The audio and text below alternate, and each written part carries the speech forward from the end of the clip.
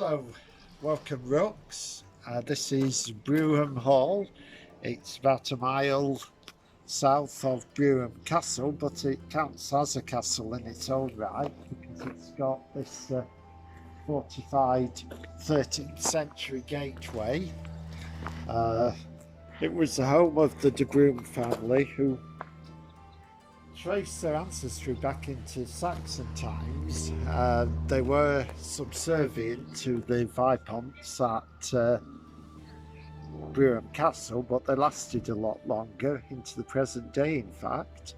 The most prominent member of the Brougham family was Henry Brougham in the early Victorian era, who became a successful politician, and he was a Lord Chancellor for a time, and he spent a lot of money restoring this property. And over there we've got a Tudor Hall, which was started around 1480, which is actually a little before the Tudors, and it's an ongoing restoration project run by volunteers, although the house is owned by a private couple. Okay, you can do a bit of climbing on the walls of Brougham Hall. Up here you've got some little towers. Ricardo de Brougham was given the license to crenellate this property in 1322. Sorry, in 1307. And it does command a good view of the village, or what there is of it. It's a tiny place to have two important properties like this. And a lovely view over towards the North Pennines over there. Okay, hello. Here we are at what sort of a memorial slash Tablet. Tablet.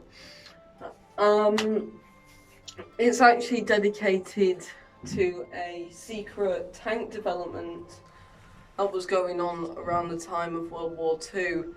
And this kind of land round here was actually quite successful to use. But yeah, this kind of land was quite crucial to the British Allied troops, because this land is countryside and they did all sort of secret military stuff in the countryside away from possible German spies. And just above the monument there's a platform you can climb up to, and which gives a good view of the whole site. That's lovely. Lovely jubbly.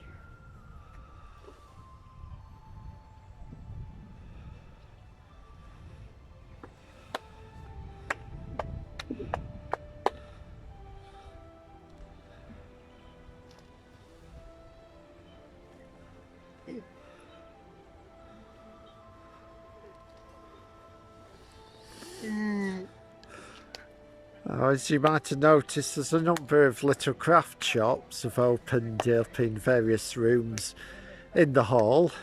There's also a cafe there, the Cafe Eden, but do be warned, most of its stuff is vegetarian. You can get a ham or tuna sandwich, but it is actually not vegetarian, vegan.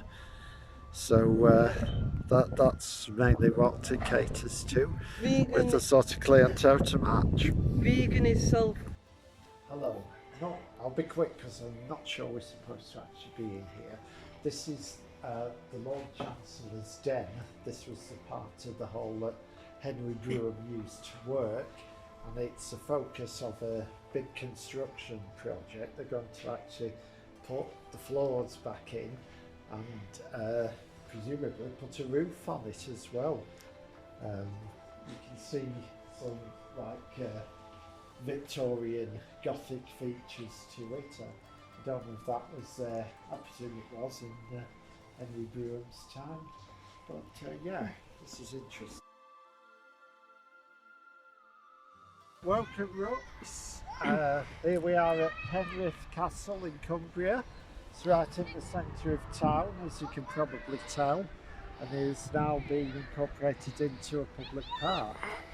It was built in 1397, or roundabout said, by Sir Ralph Neville, who was grandfather of Richard Neville, Warwick the Kingmaker. And when Warwick the Kingmaker died in 1461, the castle passed to his son-in-law, Richard of Gloucester, who we know a bit better as Richard III. And Richard, because he lived part of the time in here, made it into more of a residence.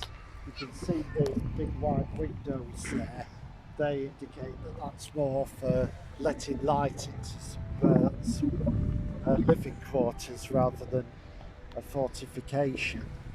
After Richard's death, it fell into disrepair, and some of the stone was used for local buildings, but the walls are pretty much, at this point anyway, you are seeing the building more or less at its original height. Let's go and have a look inside. This corner of the castle, this is the part that was actually built by Richard of Gloucester. There, according to that map there, these are more like kitchen buildings and storerooms, and you can see that there's a well in the corner there, and that part of the castle was where the main apartments were, as you can probably tell from the window. Lovely Cumbrian red sandstone, of course. Hello, I'm standing here at the bottom of what's called the Red Tower. I'm not sure quite what we're looking at here, whether this was a large oven or just the end of a hall, but it's quite impressive. I personally don't think it's an oven, because if it was an oven, there'd be a hole in roof for a chimney. Good thinking. So probably like some kind of hall / throne / meeting room, probably. Go. Hello, we're now stood on a modern bridge over the moat. You can see the foundations of a causeway here to go across into the castle. This platform here, and the darker stone again indicates the additions by Richard of Gloucester. So that's a good way of telling his work apart from the work that was done by the Nevilles. Bless you. Yeah, I'm gonna have to put this on the blooper. Yeah. Okay, carry on. We'll cut it.